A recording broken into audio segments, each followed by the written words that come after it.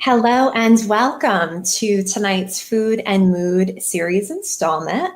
I'm Sarah Fajara, registered dietitian, integrative and functional nutrition certified practitioner, certified health and wellness coach. So glad to have you here in celebration and awareness of Mental Health Awareness Month. Food and Mood is really close to my heart, and so that's why I'm so delighted this evening to have Kathryn Bennett here with us, who is going to share, there she is, hello, Kathryn, who is going to share about her personal story, which is touching, which is absolutely just fascinating. I mean, so much courage, so much self-experimentation, and such incredible outcomes. I know this is going to be really impactful for a lot of you that are listening.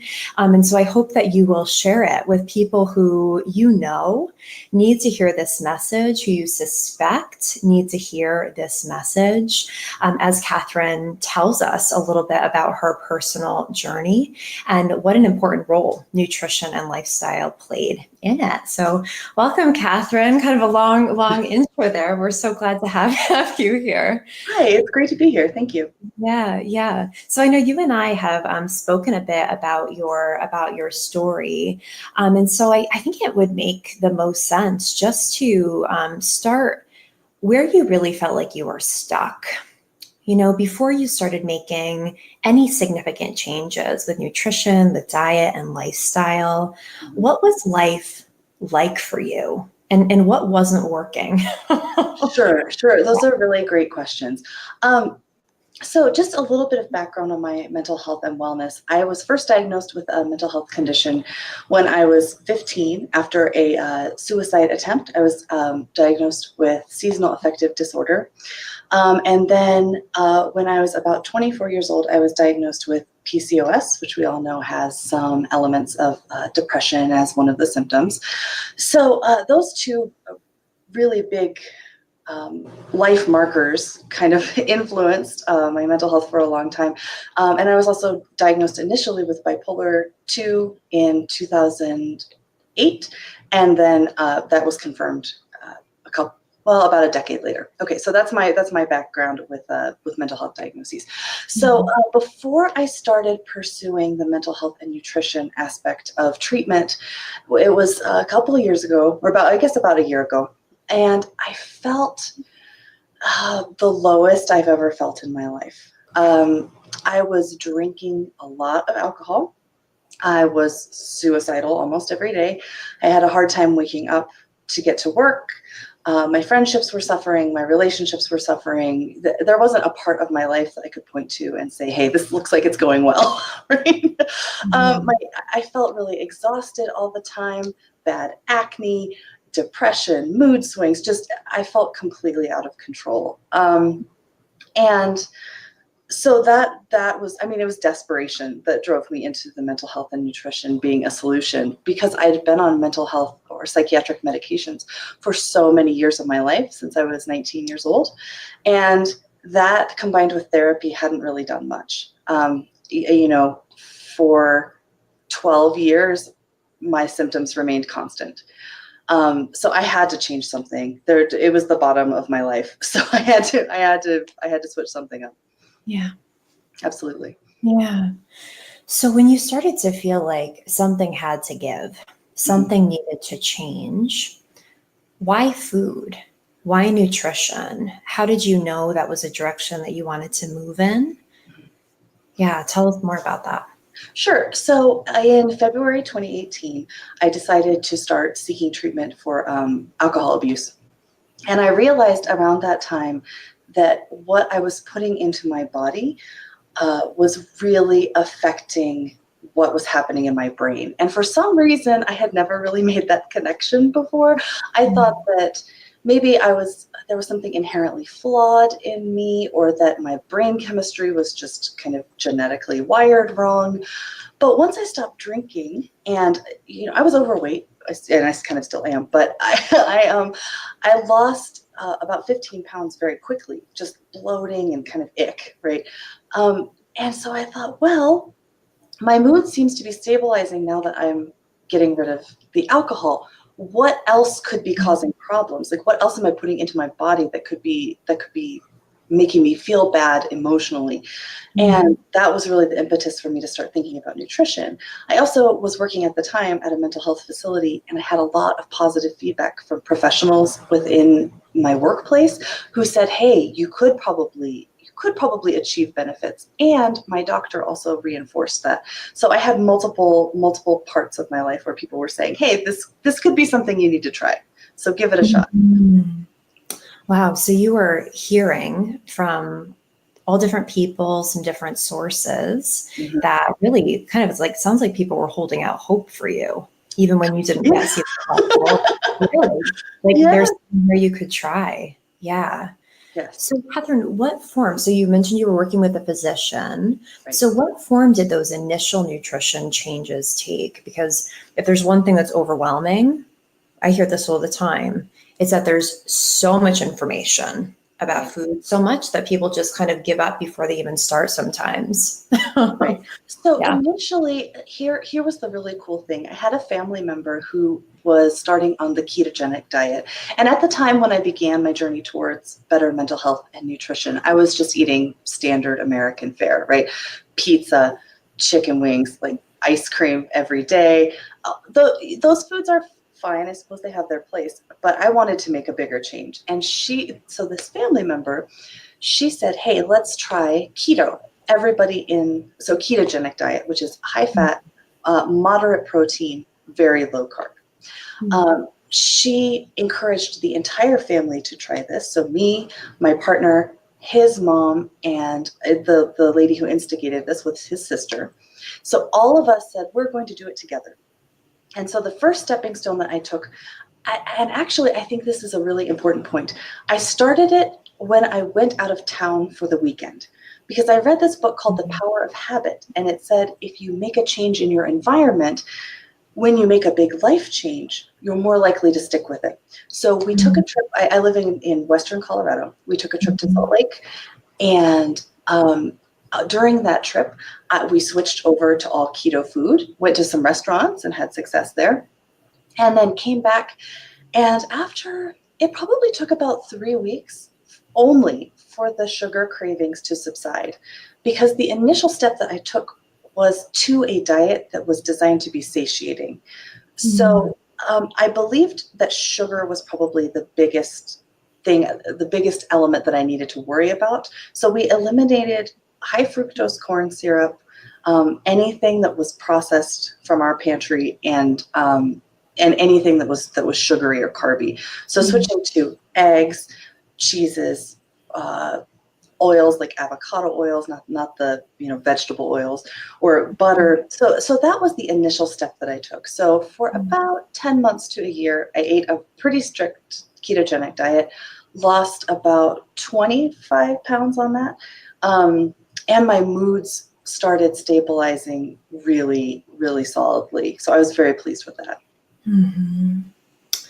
Wow. So talk about a leap from standard American diet, to ketogenic. So through that first phase of your journey, where you started to see these improvements in your mood, I mean, that must have been, first of all, incredibly reinforcing for you that what you were doing, like something was working, right? Yes. But what really allowed you to stick with it? Was there anything really critical during that phase specifically that allowed you to be successful, like for others who are listening?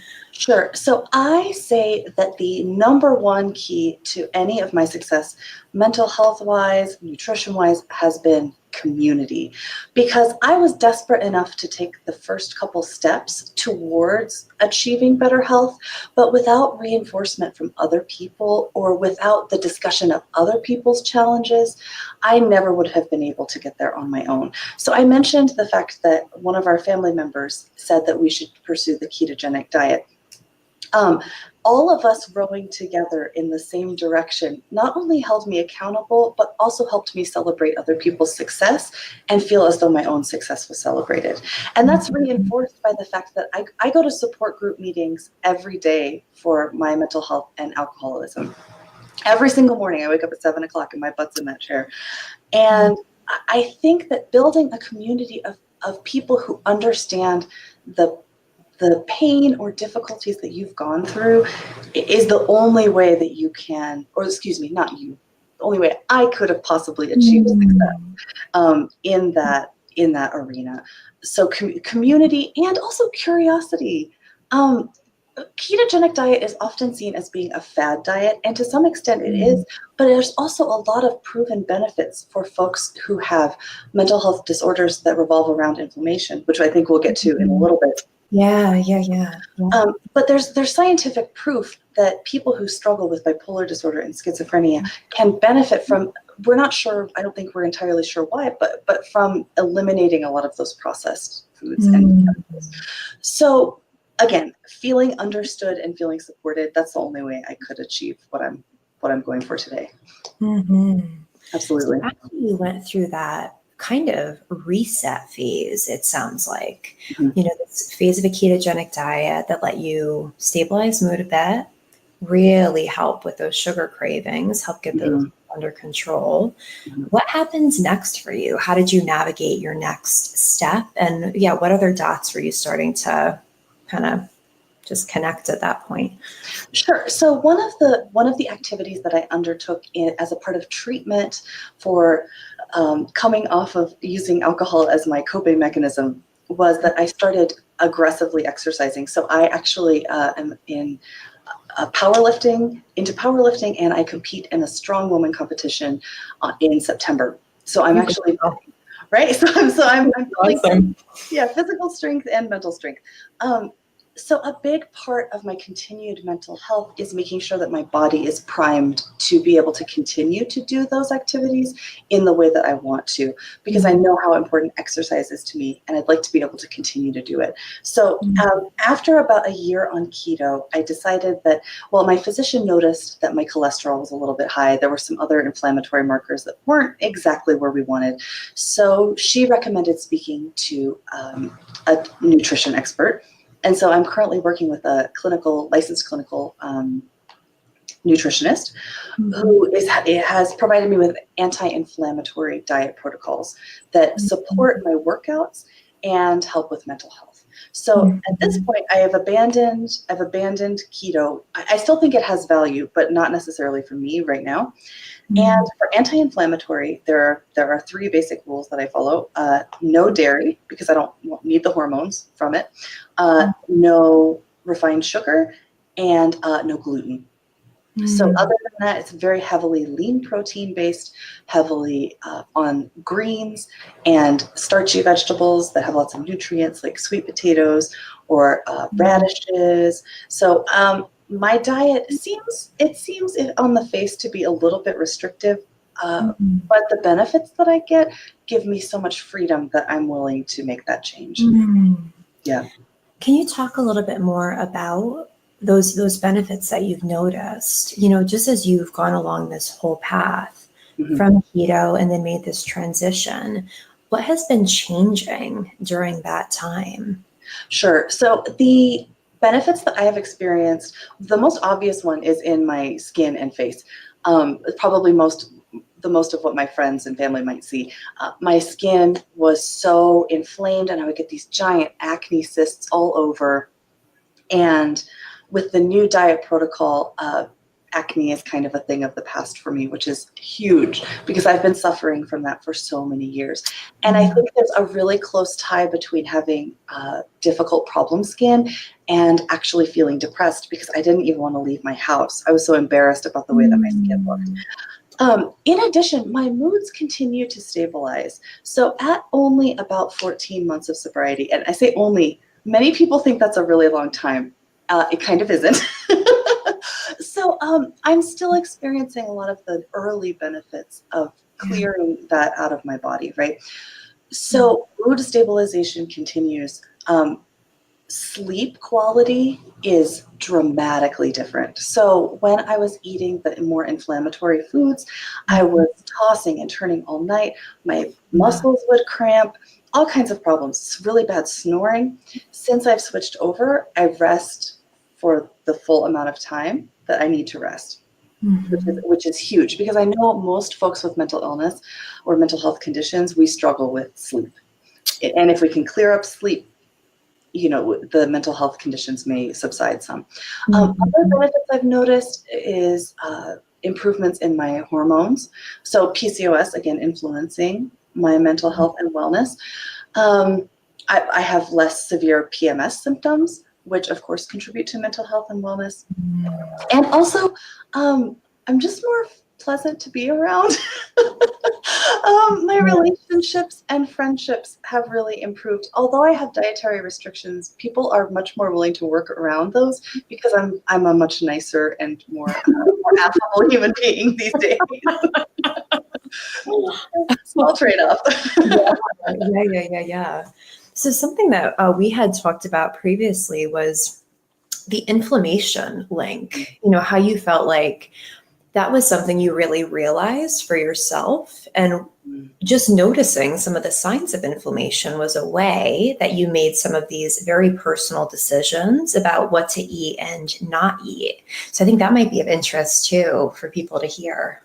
Sure. So when I was diagnosed with PCOS in 2008, 2009, at first the dietitian at that clinic had said something about, well, the inflammation in your body is causing many of the problems that you have.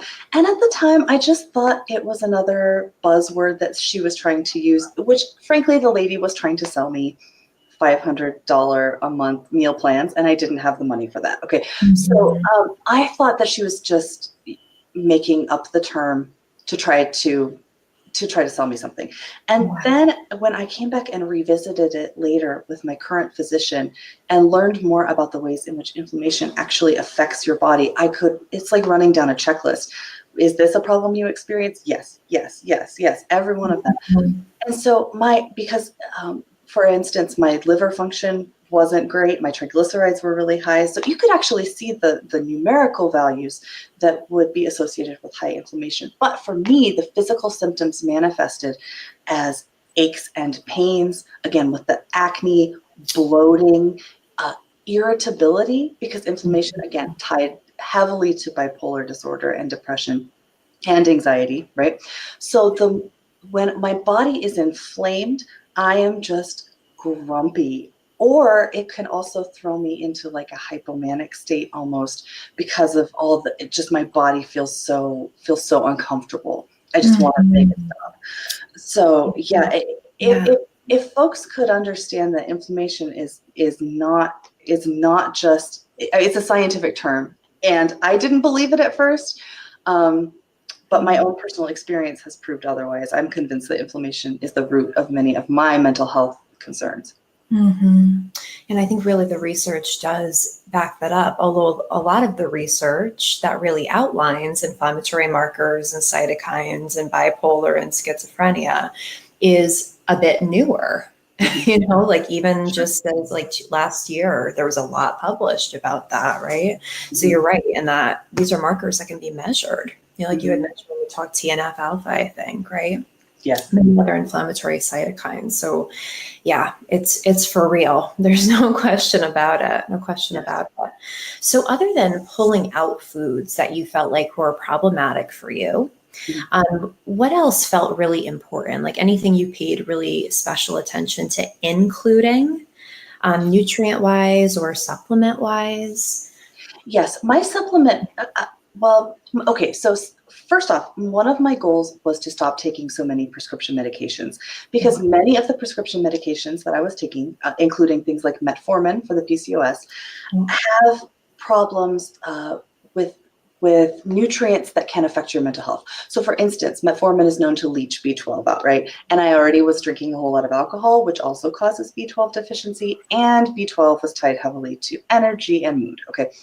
So the goal was really to make sure that we could get off metformin, get off other prescription medications. And of course, I wouldn't make any recommendation to the folks who are either watching this or viewing it later.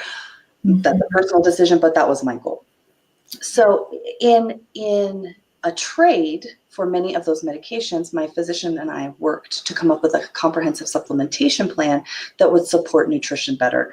So there are there are two things that I have to be careful of in my diet. First off is I'm on a blood thinner, so I have to be very careful about the number of green vegetables that I eat. I have to maintain a consistent number every day because of this medication that I take, right? And then also I have to make sure that I am supplementing appropriately. So I take vitamin D at a fairly high dosage because my levels were really low. I supplement with a B complex vitamin, vitamin E, berberine, fish oil, and several proprietary blends from the pharmacology or from the. She has like a home compounding kind of. Okay. So I have a massive number of vitamins and nutrients that I consume as supplements. But again, I'm willing to make that trade if it can supplement the prescription medications. Also, I think it was really important for me, and I don't know if I think this kind of ties in. At this time, for me to start building a better relationship with food, because in the past I have a history of eating disorder. I've been to the Center for Change in Orem, Utah, which is an amazing place for I went to outpatient eating disorder treatment there, and I was really worried about changing my diet because I thought that it would throw me back into those patterns. So what I would say is important for me to include in this would be intuitive eating approaches. So trying to make sure that I'm eating only until I'm full, or trying to pay attention to how my hormones make me feel when I eat certain foods. And so I guess really paying attention is something that I would say you would need to include if making this transition. And that's no small thing, because that takes being able to be present in your body. Yes. Which can be really difficult to do, especially if you're uncomfortable all the time, right? It's like you don't even want to be there. Right. Right. Wow. So with the support portion, Kathryn, where did you find really the most valuable support, would you say? Like if someone is thinking about making a change like this, where could they reach out? Where did you find the best ideas, the best resources? Because you have such an incredibly comprehensive care plan that's been created. So what would you suggest for people? I would say build a whole house around yourself. So my partner is a great support for me. He is very tenacious, and when I feel like quitting, he keeps me going with all of this. And so if you have one great stubborn and tenacious friend, I recommend maybe getting them on board as your anchor person. But for me, it really was just talking to people more about this. So I attend support groups daily. It's not just a weekly thing for me. I have to interact with other people who share my same difficulties every day in order to be reminded that it's possible to overcome the challenges that I am facing. The important thing is to find folks not who are necessarily trying to do what you're doing. Like, that's fine. You need one person in your life who has done it. So I have so many people around me in my life who have 30 years of sobriety, or who have been eating intuitively for 10 years, or who have lost 50 or 100 pounds. Find a couple of those people who know how to do it, and then just do what they did. It sounds really super obvious, but mixing it up, having people who are on the journey with you, and having people who have achieved what it is that you're trying to achieve. So I would say, I mean, even my physician, I have a therapist that I can go see if I need to. I have my nutritionist. I have a complete care team, and it sounds expensive and it sounds overwhelming as far as the amount of time. But let me tell you, outsourcing the emotional burden of figuring out what to eat is one of the best things I've ever done. I don't have to think about it anymore. I know what to do, and I just have to execute it. It makes it so much easier. But again, I think it's important to remember that doing this does not happen overnight. Right. I've been aggressively pursuing mental health changes for a long time in my life, and have only recently seen really significant benefits. So it's really the one day at a time. What can I do for my body today? And if that involves eating a cup of ice cream, sometimes you have to. It's okay. But Mm. I would just say when it comes to building a community, as many people with as many different experiences, and talk to them every day. Mm-hmm. So that really consistent support. Yeah. Mhm. Change is not easy, but it's often worth it, right? When Yeah. you have the right plan, it's worth it. Yeah. I just want to check and see if there's any questions. Yeah, so we're just getting some comments here. Deidre saying that what you're sharing is really an amazing and powerful story, and I am in agreement with that. It's like really awesome to hear. Yeah, so Bailey is. I'm not sure if you know Bailey, but I she's just do. yeah, she's saying that vitamins and D3. She feels like also are so important. So that's a shared thread there. Very good. So, yeah, so if anybody has any questions, you're welcome to just kind of drop them in the comments, and Kathryn will try to tackle them for you. But in the meantime, anything else that comes to mind for you that just either feels like an important part of your story that you'd like to impart, anything you wish you had known before you started this journey of yours, yeah, or any kind of just other suggestions or tips for people.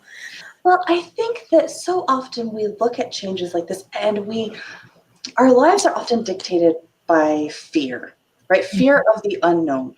And at first in this journey, I started off by taking a relatively small step. I cut out alcohol, which seems, again, it can either be big or small. It Yeah. depends, right? It was only one thing though. And then the minute that I did that and I started feeling better, I said, well, what else? What else can I do? And I got encouragement and support and validation. And also, like, I have the resources to be able to do what I'm describing, but you can do it with a low financial burden. It's just being strategic about things, right? So, Mhm. okay, so I took the first step, and then the minute I said, well, maybe I'll try a second step, it was hard, but I'll tell you, it wasn't as hard as stopping drinking. And then when I did another nutrition experiment after I went keto, that one wasn't nearly as hard as going keto. And then as I did more and more and more, we talk about vicious cycles dragging us down. If you start getting into a virtuous cycle, change is not as difficult. It still really stinks sometimes. Like, I was not pleased to have to give up dairy, if I'm being honest. I was really, I love cheese. It's like my favorite thing in the world. But I was like, hey, I've already done all this other stuff. I've already done really challenging things. I can pick up 300 pounds at the gym. I can stop eating cheese. So Yes. I think if folks like me just start with that very small first step of Yeah. what could that change look like. I think that's really the best advice I could give. And don't be afraid. You don't have to eat the whole elephant, right? You don't have to build the whole city today. We have Yes. our whole lives, and none of us is ever going to be perfect, and we just have to keep working towards our goal. What I am really grateful for in this whole journey is that I feel as though now I have more of a say in what's going on with my body, as opposed to physicians or pharmacists or, I get to decide what goes into my body, and I am treating it well, and it is responding kindly to me. For so many years, I was on psychiatric medications, and again, I would never advocate for or against medication for somebody else. For me, the psychiatric medications came with really, really tough side effects. And so I'm grateful that somebody proposed to me or posited to me that there was an alternative to having to take those medications. And I think folks who have mental health conditions deserve that information, that the medication is not always the only option, that eating nutritious food and making sure that your vitamins, like, I think we frame a lot of what we experience as being up here in our brain, when in fact it's our body telling us that something's wrong. My depression started around the time that I started having really serious PMS symptoms. So maybe if I had received treatment for those kinds of problems, a lot of this never would have really manifested. So, I think it's important to realize that if you have a mental health condition, asking a physician, asking a nutritionist, asking somebody else who's gone through it, what worked for you, and not being afraid to either support your medication regimen with nutrition or consider switching off of medication. And I face a lot of resistance within my own communities about this. Folks who have bipolar disorder on the internet are often really angry at me because I tell them that I've gotten off of medication, and they think that I am destined to have some kind of another episode or some other problems going to manifest. And that's just not been true. It's been a year since I stopped taking any psych drugs, and everything's been fine. I mean, you have your ups and downs, but I've not had any manic or depressive episodes. So I just think it's really important that people have a right to that information. And I get the chance to experiment and see what works for me.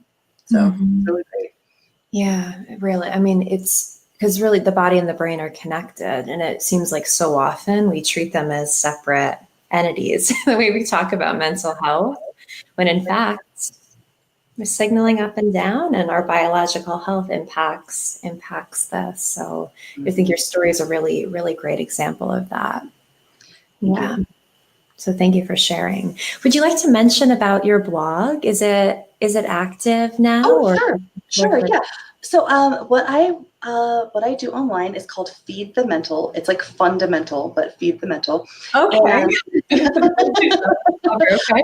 And it's designed to help other people understand my experience with mental health, but also I just kind of research some topics of interest to me about mental health. So where I live in Colorado has one of the highest suicide rates in our state and in fact nationwide. We are a rural community with great mental health need. And so my goal is to try eventually to help build more nutritional literacy in our community and help folks understand that nutrition and mental health are not to be divorced. They're really important to go together. Part of one of the features that I've included on the webpage is an article all about how gluten can affect your mental health, or kind of how it affects my mental health and what the research shows. So folks who are thinking about going gluten-free to experiment with that may benefit from seeing some of the research studies that I have posted there with regards to gluten specifically and inflammation.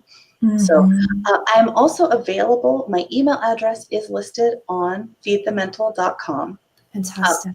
But it's kbennett@feedthemental.com. So if folks have questions, thoughts, just want to reach out, I'm available and would really love to hear what they have to say.